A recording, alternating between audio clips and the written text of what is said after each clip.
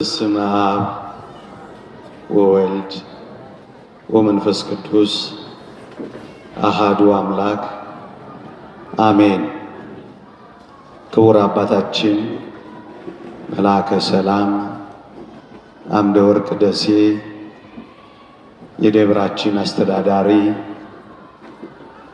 ክቡራን ሊቃውንተ ቤተ ክርስቲያን፣ መምህራነ ወንጌል፣ ዘማሪያን፣ የተወደዳችሁ ምዕመናንና ምዕመናት በልዑል እግዚአብሔር ስም እንደምን ሰነበታችሁ? እንደምን አላችሁ? አሜን። በቸርነቱ የጠበቀን በአጸደ መቅደሱ የሰበሰበን ልዑለ ባሕርይ አምላካችን እግዚአብሔር ይክበር ይመስገን። እግዚአብሔር ይክበር ይመስገን። እንደ እግዚአብሔር ቅዱስ ፈቃድ ለተወሰነች ደቂቃ እንማራለን። የምንማርበት የትምህርታችን ርዕስ ትጠቅማለህ በሚል ርዕስ ይሆናል። ዛሬ ያከበርነው በዓል የመስቀሉ በዓል። ክርስቲያኖች ሁላችንም እንደምናውቀው የክርስቶስ መስቀል አይጠቅምም የተባለ ነው። የክርስቶስ መስቀል በአይሁድ ዘንድ የተናቀ ነው። የክርስቶስ መስቀል በአጋንንት ዘንድ የተጠላ ነው። በዚህም ምክንያት እንደማይጠቅም ተቆጥሮ ቆሻሻ መድፊያ ሆኖ ለ300 ዘመናት የቆየ ነው። አዎ፣ በእርግጥ ዓለም አይጠቅምም ብሎ የጣለው ነው። አይጠቅምም ብሎ የወረወረው ነው። አይጠቅምም ብሎ የተወው ነው። አይጠቅምም ብሎ የነቀፈው ነው። ለ300 ዘመናት ጠቃሚ እንዳልሆነ እንዲረጋገጥ በአይሁድ አካባቢ ያሉ ቆሻሻ መጣያዎች ሁሉ ተትተው ለ300 ዘመናት የቆሻሻ መድፊያ ሆኖ ነው የሰነበተው። ሜዳ የነበረው ተራራ እስኪሆን ድረስ የቆሻሻ ክምር ነው ተራራ የሰራው። ባጭር ቃል አለመጥቀሙ እንዲታወቅ፣ የበለጠ እንዲናቅ፣ በሰዎች አእምሮ እንዲረሳ ጥራጊ ጉድፍ መጣያ ሆኖ ነው የሰነበተው። ከዚህ ሁሉ ዘመን በኋላ እግዚአብሔር ያሳያችሁ፣ ልዑል ያመልክታችሁ።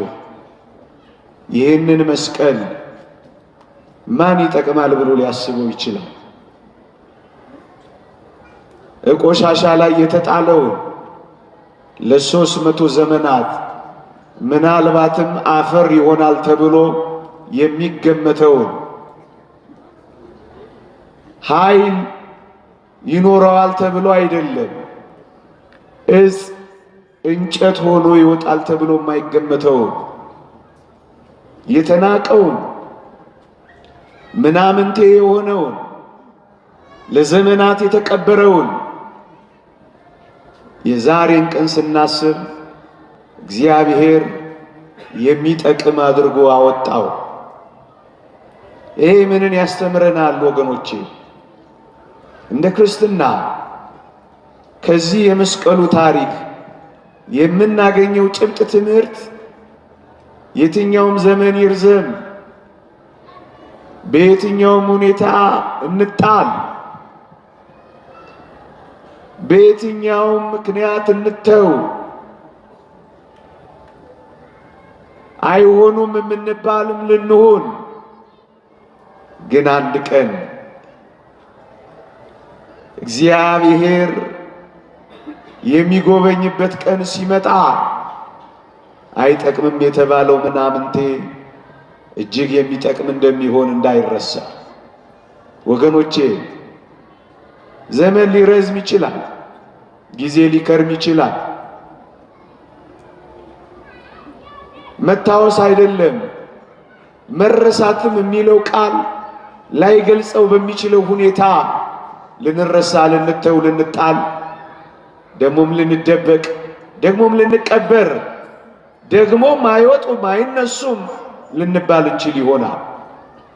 ከዚህ የመስቀሉ ሕይወትና ታሪክ የምንማረው ምንድነው ካላችሁ እግዚአብሔር አፈር ይሆናል የተባለውን እጽ ሳይነካ አፈር ሳይሆን ኃይል ይኖረዋል አይደለም ራሱ ይወጣል የማይባለውን እንዴት ቀይሮ የሚጠቅም እንዳደረገው ተመልከቱ ወገኖቼ።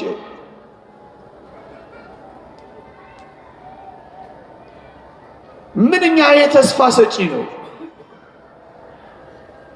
ብዙ ዘመናት የማንጠቅም አድርገን ራሳችንን ቆጥረን ይሆናል። ከዚህ በኋላሞ ምን እጠቅማለሁ?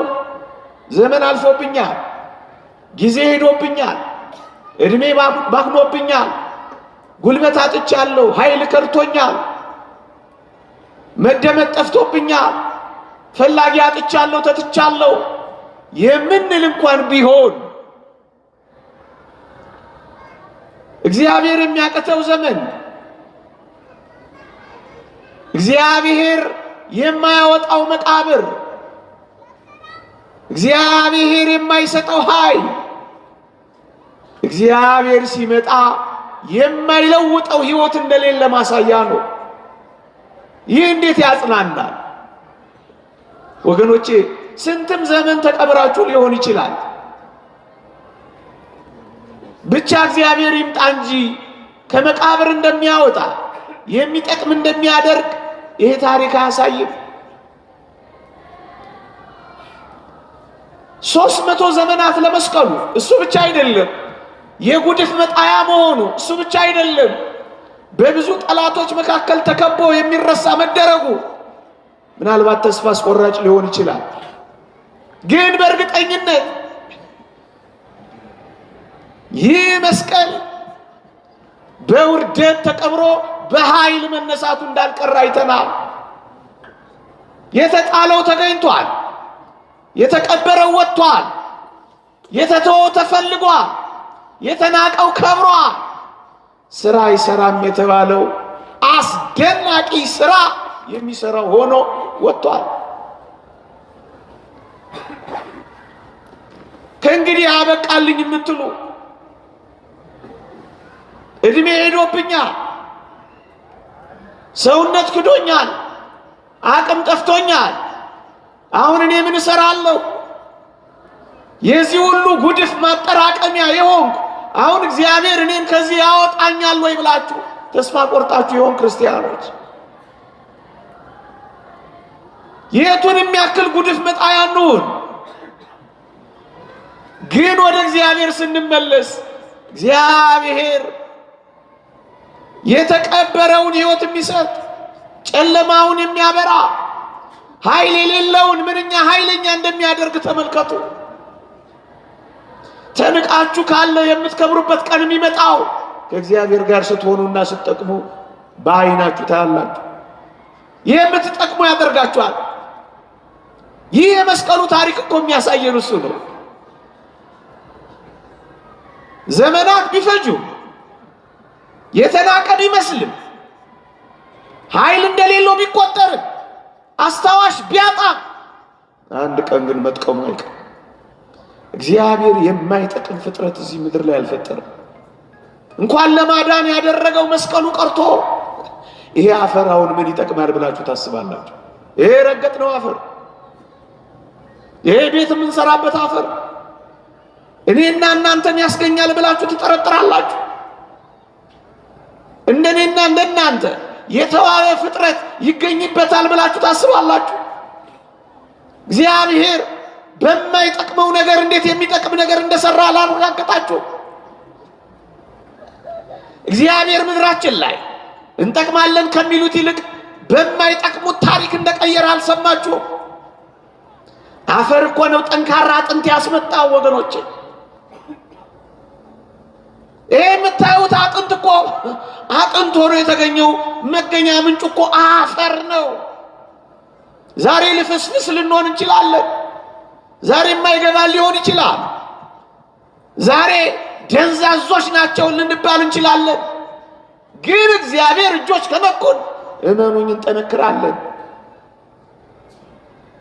በእግዚአብሔር እግሮች ስር ካረፍን ልፍስፍሱ ይጠነክራል፣ ደካማው ይበረታል። የለም የተባለው ይኖራል። መቆም የማይችለው አፈር የሚቆም ይሆናል። ይጠቅማል። አፈር ነኝ የምትል እግዚአብሔር እንዴት ጠቃሚ እንደሚያደርግ ተመልከት። ከፍጥረቱ እንኳን እንዴ ይህንን መስቀል አስሳ ያገኘችው ቅድስት እሌኒ እንኳን ገና ስትጀምር እኮ የማትጠቅም ተብላ የተጣለችና የተተወች ሴት እኮ ናት። ሁለት የተገፉ እኮ ናቸው ዛሬ የተገናኙት። የተገፋችው እሌኒና የተገፋው መስቀል ግፉዋን እኮ ናቸው ዛሬ ያየንባቸው። የተገፉትን እኮ ነው ዛሬ ያከበርናቸው። ይህቺም ሴት እኮ ታስታውሳላችሁ፣ ታሪኳን ብዙ አልለው የሚተረክበት ዘመን ስላለው ባለቤቷ ይህቺማ ከእንግዲህ ምን ትጠቅመኛለች ብሎ ባህር ላይ ስራሽ ያውጣሽ ብሎ የወረወራት ምስኪን ሴት እኮ ናት። የተወረወረችው የተጣለችው ሴት እኮ ናት የተጣለውን መስቀል ያገኘችው። ወገኖቼ በመጣል ብቻ የሚያበቃ ህይወት ያለ ይመስላችኋል?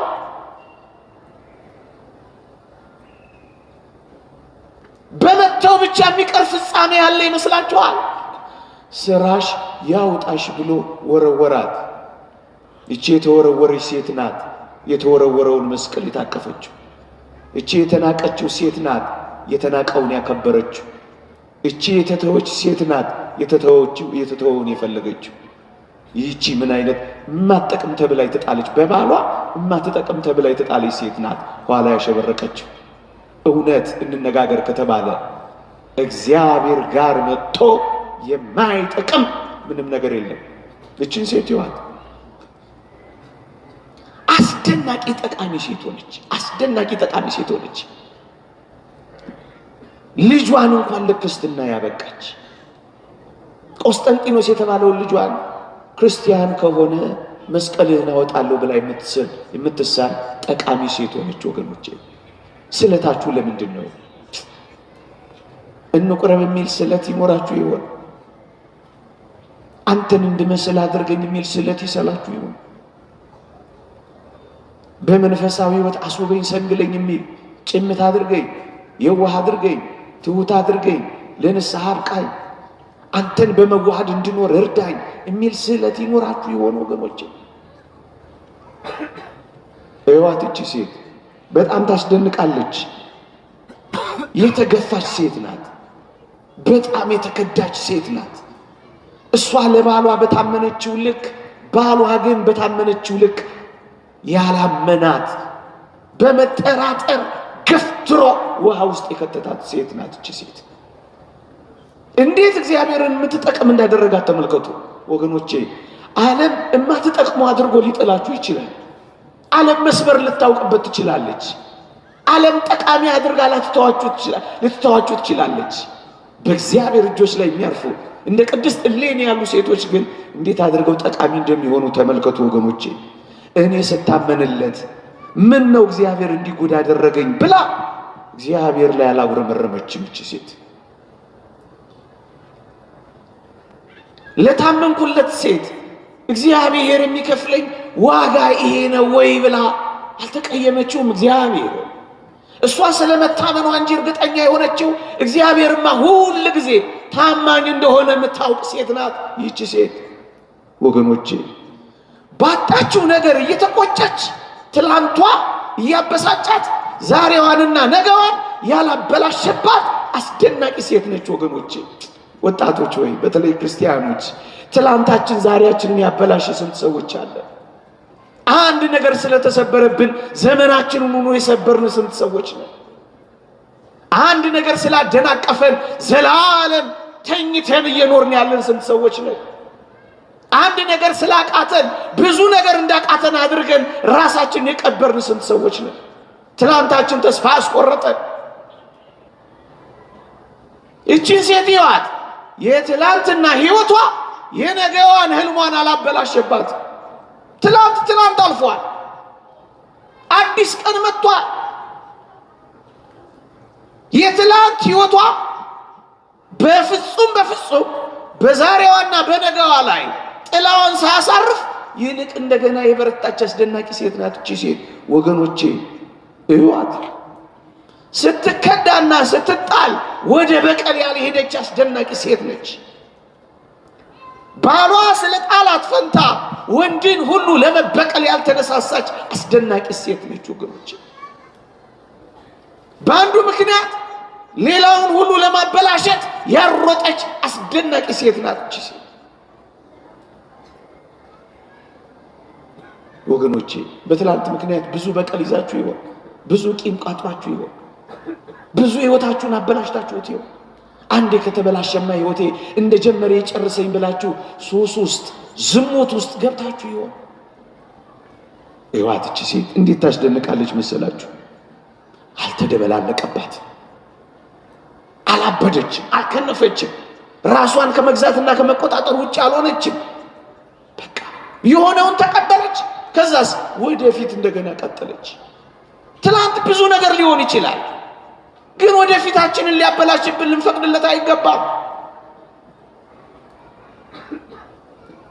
ትላንትን እያሰበች እየተቆጨች ብትኖር ባሏ እንዳሳዘናት ብዙ ወንዶችን ብታሳዝን አንድ ቀን የጨለመባትን ለዘላለም ጨለማ እንደሆነ የቆጠረች ብትገፋ ኖሮ እቺ ሴት ጠቃሚ አትሆንም ነበር። መጥቀም ከፈለጋችሁ ጠቃሚ እንድትሆኑ ከፈለጋችሁ እቺን ሴት ተመልከቷት ወገኖች። ይቺ ሴት ናት በ79 ዓመቷ በ80 ዓመቷ እኮ ነው ያረፈችው። በ79 ዓመቷ ግን መስቀሉን አገኘችው። ጊዜ ባክኗል፣ እድሜ ሄዷል፣ አቅሜ ሳስቷል፣ ጉልበቴ ከርቶኛል አላለችም። የባከነ ሰዓት ለክርስቲያን የለውም ወገኖቼ።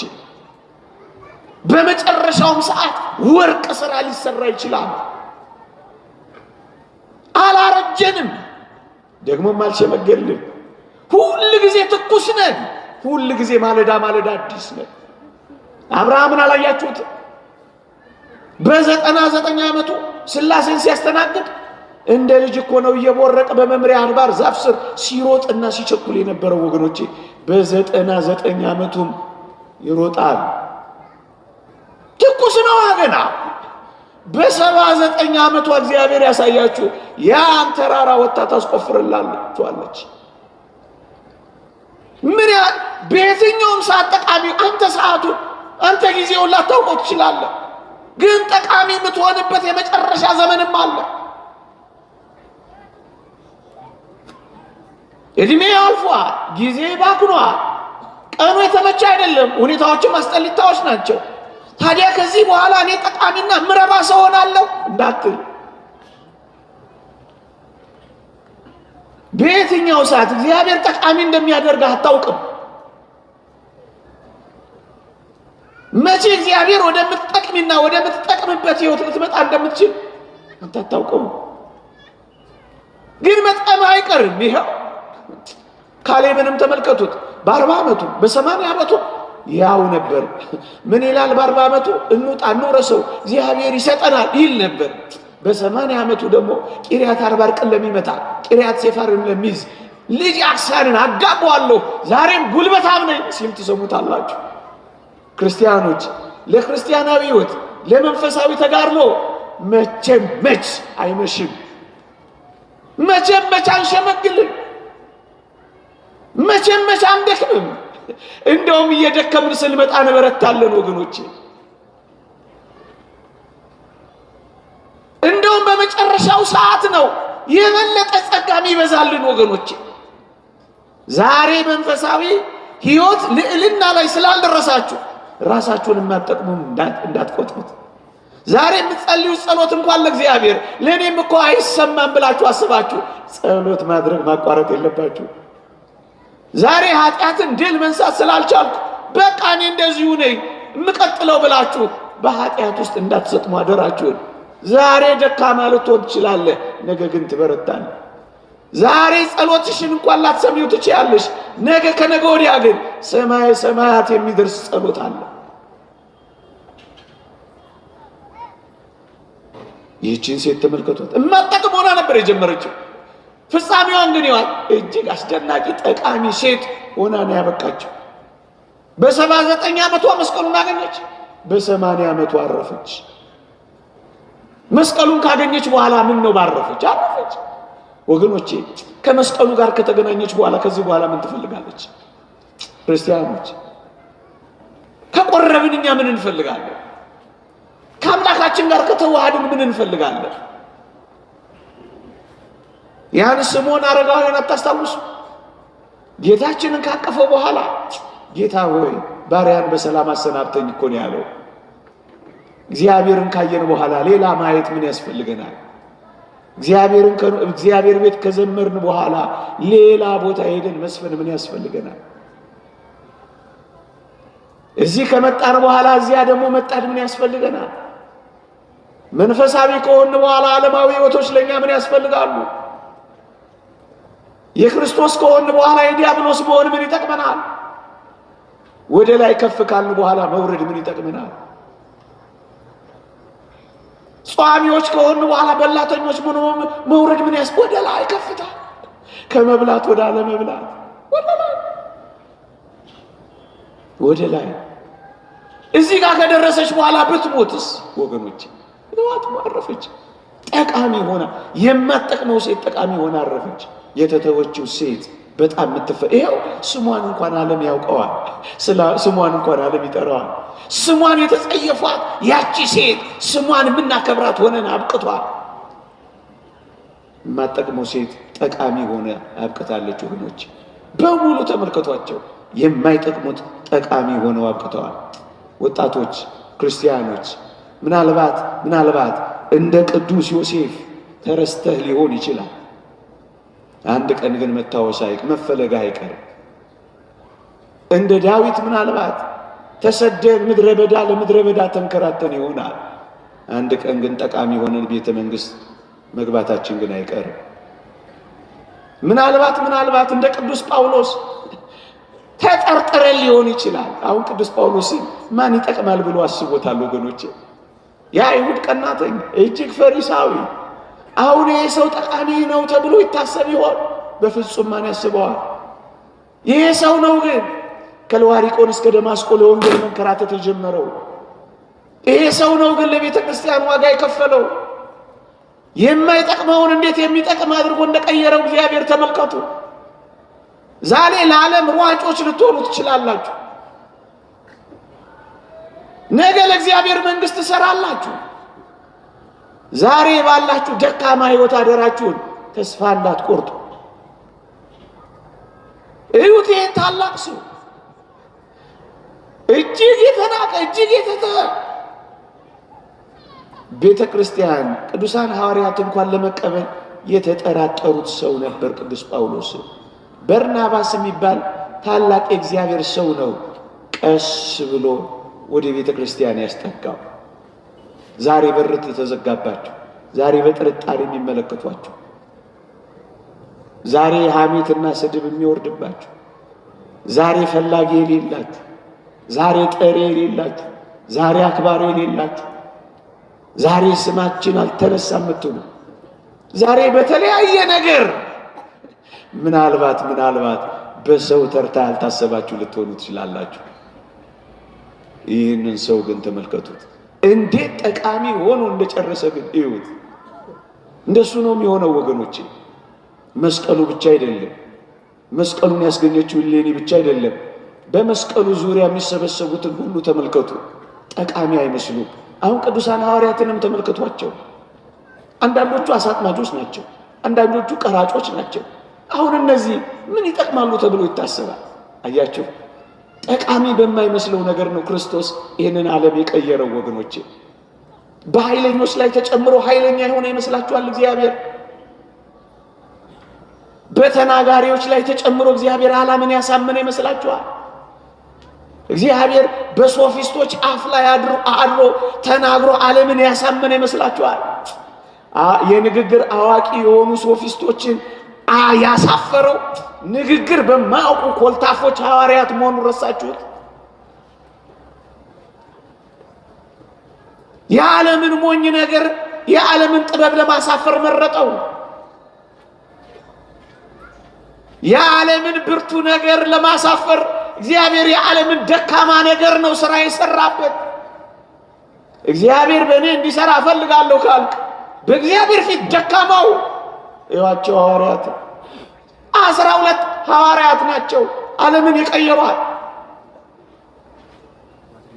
እግዚአብሔር በጥበበኞች ላይ አድሮ አይደለም ጥበብን የሰራው፣ በእኔም በማያውቁ እዚህ ግቡ በማይባሉ ሰዎች ነው ዓለምን የቀየራት ወገኖች።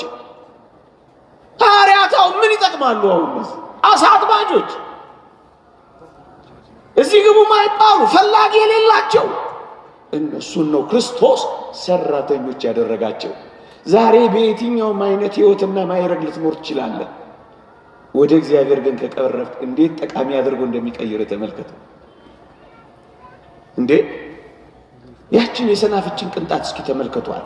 በወንጌል ላይ የተጻፈችውን ከዘር ሁሉ እኮ የምታንስናት ወገኖቼ። በአይን እኮ ለማየት የምታሳሳ እዚህ ግቢ የማትባል እኮ ዘር ናት። ታዲያ ሰናፍጭ እጅግ ትጠቅማለች ብሎ ማን ያስባል?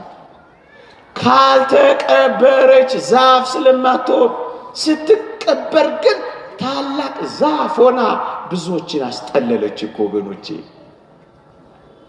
ዛሬ ከሁሉም ያነስክ ልትሆን ትችላለህ። እግዚአብሔርን በልብህ ካደረግህ ከእግዚአብሔር ጋር ከተዋስክ የብዙዎች መጠለያ ሊያደርግ እግዚአብሔር ይችላል። ከዘር ሁሉ የምታንስናት ፍጻሜዋስ ከዛፎች ሁሉ የምትበልጥ ሆና ነው የጨረሰችው ወገኖቼ። አሁን ማን ትጠቅማለች ብሎ ያስባል ሰናፍጭ? ግን ተመልከቱ እንዴት ጠቃሚ ሆና እንዳበቃች ተመልከቱ። ለዚህ ነው እኮ ብዙዎቹን ቅዱሳን ሐዋርያት እዩዋቸው፣ ብዙዎችን የሚያስጠልሉ ሆኑ። ጥቂት ሆነው ጀምረው ብዙ ሆነው ፈጸሙ። ተጠርጥረው ጀምረው ብዙዎችን አስጠለሉ።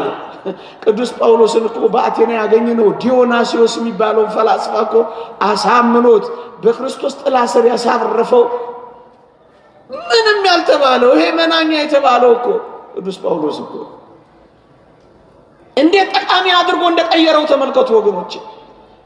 በእርግጠኝነት እግዚአብሔር ጋር መጥቶ ከእግዚአብሔር ጋር ጉዞ ጀምሮ የማይጠቅም ማንም የለም።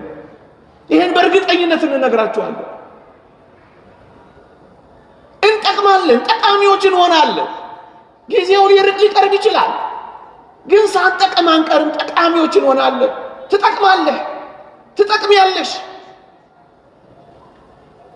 ቅዱስ ማርቆስን ላንሳላችሁ። እናቴ ናፈቀችኝ በሚለው ሰበብና ምክንያት ከቅዱስ ጳውሎስም ከቅዱስ ጴጥሮስም ሳይሆን ብቻውን ተነጥሎ ሄዶ ነበር። ይህ ቅዱስ ማርቆስ እንዲጠቅም ሆኖ ብዙ የረዳው ቅድም ያልኳችሁ ታላቁ አገልጋይ በርናባስ የሚባል ሰው ነው። መጨረሻ ላይ ግን ከ17 ዓመት በኋላ ቅዱስ ጳውሎስ መልእክት ሲጽፍ ማርቆስም ሰላምታ ያቀርብላችኋል ብሎ ለመጻፍ ያደረገው ቅዱስ ማርቆስ የሚጠቅም ሰው ነው የሆነው። ግድ የላችሁ በጀመርነው ሕይወት ከተመላለስ ከእግዚአብሔር ጋር ብዙ ጊዜ ካሳለፍ መጥቀማችን አይቀርም ነው ምላችሁ። 17 ዓመት በኋላ ከ300 ዘመን በኋላ ከ80 ዓመት በኋላ ከ99 ሜቱም ዘመን ይሁን የባከነ ዘመን የለንም። የሚመሽ ዕድሜ አይኖረንም። የሚያረጅ ጉልበት አይኖረንም። በጣም እንጠቅማለን። 70 ዓመት ሙሉ ያልሰራኸውን በ70 ቀን አስደናቂ ስራ ልትሰራ ትችላለህ።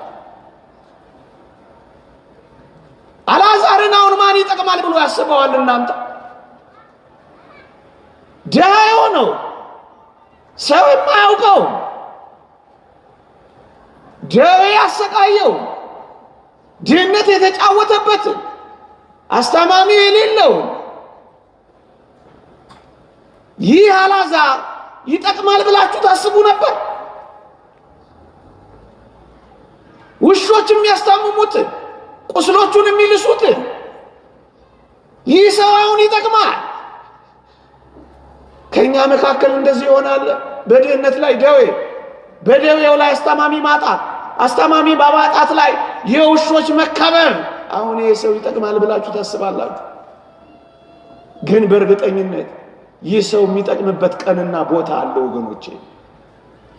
እናንተን ለማጽናናት አንጀታችሁንም ለመብላት ፈልጌ አይደለም። አንድ አስደናቂ እውነት ግን እንገራችሁ። በዚህ ምድር ጠቃሚዎች ሆነን እንኳን ባንጨርስ በሰማዩ የእግዚአብሔር ቤት ግን በጣም ጠቃሚዎች ነው የምንሆነው። ዝነኛ የምንሆንበት ጊዜ አለ። ተፈላጊ የምንሆንበት ጊዜ አለ። ምርጥ የምንሆንበት ጊዜ አለ። ይህኛ ጊዜ የሚጀምርበት ጊዜ አለ ነው ምላችሁ። የግድ እዚህ ምድር ላይ ነው የግድ አሁን አትበሉ ነው ምላችሁ።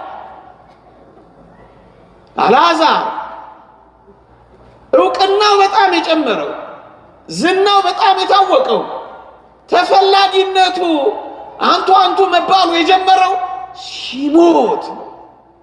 ይልቁንም ክርስትና እንደዛ ነው። ሲቀበር ነው ዛፍ የሚሆነው፣ ሲሞት ነው የሚጠቅመው። እዩት አልዓዛር እንዲህ ይላል እግዚአብሔር ቃል፣ አልዓዛርም ሞተ፣ መላእክትም በአብርሃም እቅፍ ወሰዱት ይላል። መጥቀም ጀመራ። ለምንድን ነው እዚህ ዓለም ላይ ብቻ ካልጠቀምኩ ብላችሁ የምትደርቁት? ምን አለ እዚህ ዓለም ላይ ጭምጦች ሆናችሁ ብትኖሩ? ካልተሰጠን በቃ የእግዚአብሔር ጸጋ ነው፣ አልተሰጠን። ጤና ካጣን እንለምነዋለን። እግዚአብሔር ፈቃዱ ከሆነ አመስግነን እንሞታለን። ቅዱስ ጳውሎስ እንዳለው ከእኔ እንዲለይ 3 ጊዜ ለመንኩ፣ ኃይሌ በድካም ይገለጣልና ጸጋዬ ይበቃሃል አለኝ ይላል። በጤና ይሁን በበሽታ እግዚአብሔር ወደኛ የሚመጣው አናውቅም። ምናልባት በበሽታ ጽድቅን እንፈጽም እንደሆነ አንረዳ። እግዚአብሔር የትኛውን አኗኗራችንን ለጽድቅ ሕይወት እንደሚያደርገው በፍጹም አናውቀው። አልዓዛርን ተመልከቱ። ምን ልላችሁ መሰላችሁ? የግድ በምድር ላይ ብላችሁ ሙጥኛ አትበሉ። በዚህ ሕይወት ብቻ ክርስቶስን ተስፋ ያደረግን ከሆነ ምስኪኖች ነን ይላል። በዚህ ሕይወት ብቻ ካልሆነልኝ ካላችሁ ምስኪን ነው። ለዚህች ዓለም አይደለም ክርስቲያን ይሆን፣ ለዚህች ሕይወት አይደለም ክርስቶሳውያን ይሆን ነው፣ ለዚህች ዓለም አይደለም የመስቀሉ ተከታዮች የሆን ነው። ምእመናን የሚጀምር ሕይወት አለ። እሱ የት ነው? በሰማይ። አልዓዛርስ ባለጸጋው እኮ አይቶት አያውቅም። እግዚአብሔር ያሳያችሁ። ደጁ ወድቆ አይቶት አያውቅም፣ ትዝ ብሎትም አያውቅም። በሰማይስ ሲኦል ሆኖ ባለጸጋው አልዓዛርን አሻቅቦ አየው ይላል። የምትታይበት ቀን ይመጣል። ለምን ዛሬ ካልታየው ትላል? ለምን ዛሬ ደመ ግቡ ካለው የምንታይበት ቀንና ቦታ ሁኔታ አለ። ክርስቲያኖች የሚፈለግበት ጊዜ አለ። አንቺ የምትፈለግበት ጊዜ አለ። ወንበዴው አንተ የምትመረጥበት ጊዜ አለ። በሙሴ ጸሊም ወንበዴ ያለ ማን ፈለገው? ፈሩት፣ ሸሹት እንጂ ገዳም አስቄጥስ ከገባ በኋላ ግስ አባ ሙሴ የሚሉት እኮ ነው የበዙት። ጉልበቱን የሚስሙት ከሱ የሚሮጡ ነበሩ። አሁን ወደሱ የሚሮጡለት ሆኑ። ለምን ምርጥ ወንበዴ አትሆንም? ክርስቶስ ቤት ናና ትቀየራለህ። አልዓዛር እዛ ተፈላጊ ሆነ። እግዚአብሔር ያሳያችሁ። ቅርቡ ሆኖ ያላየው ሰው ርቆ ማየት ጀመረ። በሩቅ የምትታዩ፣ በሩቅ የምትፈለጉ፣ በባትሪ የምትታሰሱ የሚመጣበት እሱ ዘመን የሚበልጥ ነው ወገኖች። እሱ ዘመን የሚበልጥ፣ እሱ ዘመን የሚፈልግ እንዴ! ደረቱን ነፍቶ ይመላለስ የነበረው ያ ባለጸጋ አንገቱን አዘቅዝቆ የሚኖረው ያ አልዓዛር ቀና የሚልበት ቀን መጣ። ያኛው የሚያፍርበት ቀን መጣ። እንዳፈርን ቢሆን ኖሮ ምን ቀረው? እሺ እንደተሰበር እንዲሆን የምንቀረው? እሺ የሚያስጮህ የሚያዘልል ለምን ይመስላችኋል? በዚህ አንጨርስም፣ በዚህ አጨርስም። እንደተዋረድክ አጨርስም፣ እንዳዘንክ አጨርስም፣ እንዳለቀስክ አጨርስም፣ እንደተሰበርክ አጨርስም፣ በቁስል እንደተመታ አጨርስም። በካንሰር የታመሙ እንደዚሁ የሚጨርሱ ይመስላችኋል? የገነት በሽታ ነው የሚባለው። አዎ ታግሰው በአኮቴት በምስጋና ሲቀበሉት የገነት በሽታ የሚል ስም ይሰጣቸዋል። በአባቶቻችን ሕይወት የገነት በሽታ ነው የሚሉት። በየትኛውም ሕይወት እንደዚህ አልክ። ከዛ አልዓዛር የጣቱን ጫፍ ውሃ ነክሮ ምላሴን ያበርድልኝ ዘንድ አልዓዛርን ስደድልኝ አይለው መሰላችሁ? ባለጠጋ ውሃ ያልሰጠው ሰው እንኳን ጣቱን አይደለም የጫማውን ትቢያ ያላላሰው ሰው የአልዓዛር ጣት የሚፈለግበት ጊዜ ይመጣል። ይጠቅማል እንዴ? ከምድር እስከ ሰማይ ከአፈር እስከ ሰማይ ካለው እግዚአብሔር የሚጠቅም ካደረገው ለምንድን ነው አልጠቅምም የምንለው? የምንጠቅምበት ጊዜ፣ የምንጠቅምበት ቦታ፣ የምንጠቅምበት ሁኔታ አለ። ክርስቲያኖች እሱን ጊዜ ነው የምንጠብቀው። እኛ ትጠቅማላችሁ፣ እንጠቅማለን፣ ትጠቅማለህ፣ ትጠቅሚያለሽ። ክርስትና ውስጥ ገብቶ የማይጠቅም ምንም ነገር የለም። ለፊልሞና መልእክት ቅዱስ ጳውሎስ ሲጽፍለት አናሲሞስ የሚባል ሰው ነበር። ምን ይላል? እስካሁን ስላልጠቀመህ አሁን ግን ስለሚጠቅምህ ይላል። እስካሁን ላትጠቅሙ ትችሉ ይሆናል፣ ከእንግዲህ በኋላ ግን መጥቀም ትችላላችሁ። እስካሁን ስላልጠቀማችሁት አትቆጩ። ከእንግዲህ በኋላ እንዴት ጠቃሚ እንደምትሆኑ አስቡ። ትጠቅማላችሁ፣ ትጠቅማላችሁ፣ ትጠቅማላችሁ፣ እንጠቅማለን። መስቀሉ ቅድስት እሌኒ በመስቀሉም ዙሪያ ያለው በሙሉ የሚያሳየው መጥቀማችንን ብቻ። መቼ እንዴት ባለው ሁኔታ የት ላናውቀው እንችላለን። ግን በእውነት ታግሰን፣ በእውነት ጸንተን፣ በእውነት ከእግዚአብሔር ጋር ኖረን ከሆነ ሳንጠቅም ግን አንቀር፣ ሳንጠቅም አንቀር።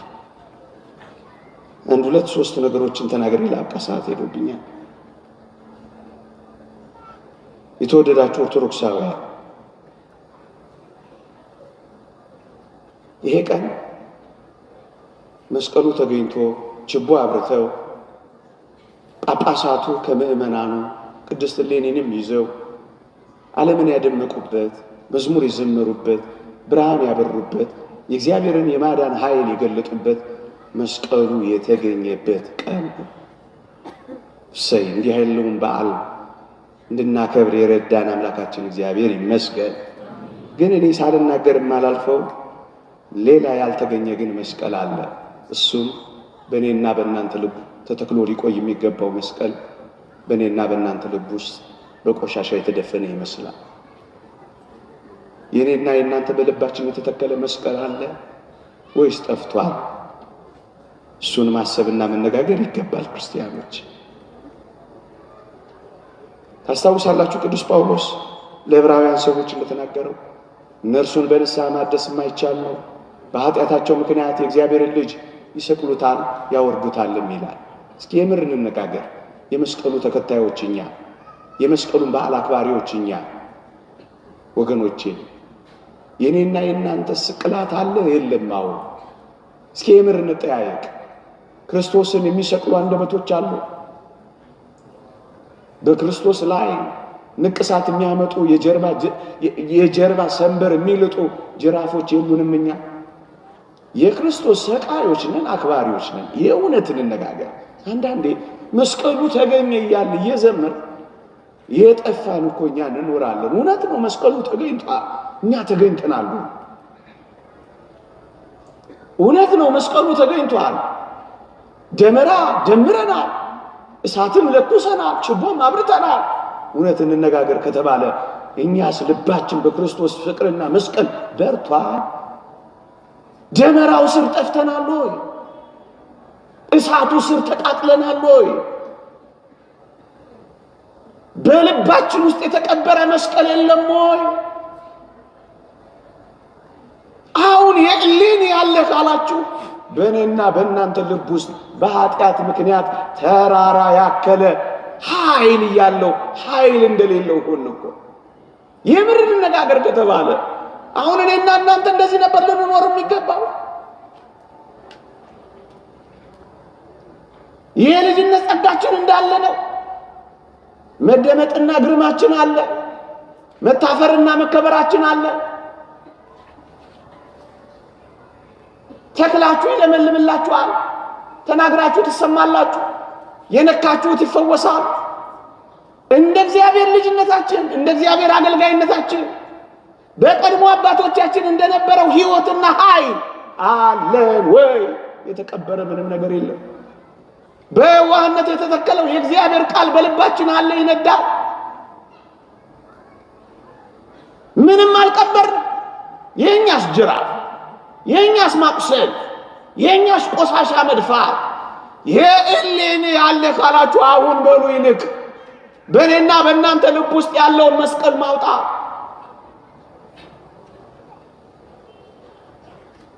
ይታል መስቀሉ እኮ ፍቅር ነው። እኛ ጸበኞች ነን። ይታል መስቀሉ እኮ ይቅርታ ነው። እኛ ቂመኞች ነን። ይታል መስቀሉ እኮ ስጦታ ነው። መስቀሉ እኮ መስጠት ነው። እኛ እኮ ንፉጎች ነን። ይታል መስቀሉ እኮ ሁሉን ማቀፍ ነው። መስቀሉ እኮ ሁሉን መሰብሰብ ነው። እኛ እኮ ገፍታሪዎች። መስቀሉ እኮ ሁሉን ወዳጅ ነው። እኛ እኮ ተጣልተናል። አሁን የመስቀሉ ኃይልና የመስቀሉ ተከታዮች ነን እኛ። የተጣላችሁት የለም፣ ያኮረፋችሁት የለም፣ አልጋ የለያችሁት የለም፣ መንገድ አሳብራችሁ የምትሄዱበት የለም፣ ከምትሰቁለት ይልቅ ከንፈር የምትነክሱበት የለም። አሁን መስቀሉ በእኔና በእናንተ ልብ ውስጥ አለ ወይስ ተቀብሯል? እሱን እያሰብን እንድንሄድ ነው የሚፈልገው። ጠቃሚ እንድንሆን እንደዚህ ነው መኖር ያለብን። ተገኝቷል ነው መስቀሉ። ልክ ነው። ደመራ ደምረን በየዓመቱ እናከብራለን። እኛ ግን ተለያይተን እንኖራለን። አሁን መስቀሉ በእኔና በእናንተ ሕይወት ውስጥ አለ። የመስቀሉ መልእክት ፍቅር ነው። እውነት ፍቅር በልባችን አለ። ይሄ ሁሉ ክርስቲያን በሚኖርባት ሀገር እውነት ይሄ እንዳለ ሽታው ይሸጣል አለ። መስቀሉ አልተቀበረም፣ ቀብረነዋል። ለምን አይሁድን ብቻ እንወቅሳለን? እኛ ራሳችንን አንወቅስም? ከቻልን እንደ ሌኒ ሆነን የተቀበረውን መስቀል በልባችን ላይ እንዲበራ ዘውትር መስራትና መትጋት አለብን። አሁን እንቆፍረው በንስሐ፣ አሁን እናውጣው በይቅርታ፣ አዎ ኃይላችን ይገለጥ፣ ረድኤታችን ይታወቅ፣ የክርስትና ማዕረጋችን ይመለስ፣ የኦርቶዶክሳዊነት ክብራችን ይግነን። እናውጣው። ተደብቆ እኮ ነው መክስሚያኖስን ደግሞም ዱዲያኖስን በመስቀሉ ኃይል አይደል ድል ያደረገው ቆስጠንጢኖስ። በዚህ ምልክት ድል ታደርገዋለህ እኮ ነው የተባለው። ይሄ በዓለም ታሪክ የታወቀ ነው። ከመስቀሉ በፊት መሸነፍ ነበር። ከመስቀሉ በኋላ ግን ድል አደረገ። የድል አርማ፣ የነጻነት አርማ ሆነ። የቀበርነው ክርስትናችን ብናወጣው፣ የተዳፈነው የልጅነት ጸጋችን ብናገኘው፣ እንዴት ያለ ድል ባደረግን ክርስቲያኖች። የማማተብ ኃይላችንን እንኳን ሰይጣን አይችለውም ነበር። አባ ጊዮርጊስ እንዳለው የመስቀል ማማተብ ሰይጣንን ይመራዋል እንዳለው አንድ ጊዜ ስናማተብ ሺህ ይወድቅ ነበር። ከሁሉ በላይ ኃያል የሆነውን መስቀል ይዘን ግን ይሁን መኖራችን ለምን ቀብረነዋል፣ ደብቀነዋል፣ የኃጢአት መናኸሪያ አድርገነዋል። እንግዲህ ሐሳቡን ለውጥ ያስፈልገናል። እናውጣው። የመስቀሉን መውጣትና መገኘት በዓል እኛ እያጠፋን ማክበር አይገባል። መስቀሉ ስር ሆነን ልንጠፋ አይገባም። መስቀሉ ስር ያሉ የመስቀሉ ጠላቶች ሆነን እስከ መቼ እንቀጥላለን? ውሸታሞች አንሁን። ከመስቀሉ ኃይል፣ ከመስቀሉ ስራ፣ ከመስቀሉ መልእክት በተቃራኒው ካደረገን መስቀሉ ስር ያለን የመስቀሉ ጠላቶች እንሆናለን። እግዚአብሔር በእኛ የሚሰራው መቼ? እግዚአብሔር በእኛ ኃይል የሚያገኘው መቼ? ስለዚህ ያልተገኘ መስቀል አለ። እሱን ፍለጋ ነው መውጣት ያለብን። ከዛሬ ጀምሮ እሱን ፍለጋ ነው መቆፈር ያለብን። የተዳፈነውን ዝሙት ያዳፈነውን አውጡ። ምንድን ነው የዳፈነው? እስኪ ፈልጉት። ያበራል፣ ፈልጉት ፈልጉት። እንፈልገው አንድ ላይ ከእኔም ከእናንተም ጭምር ፍለጋ መውጣት አለበት።